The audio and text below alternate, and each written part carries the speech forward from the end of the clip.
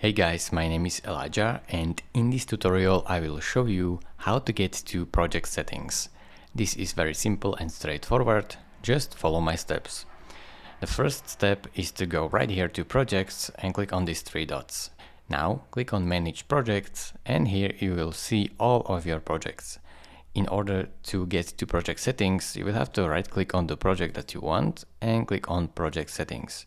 Now you have successfully entered project settings, where you can change the icon, change the name, change the project key, choose a category, choose a lead of this project, and assign a default assignee for this project.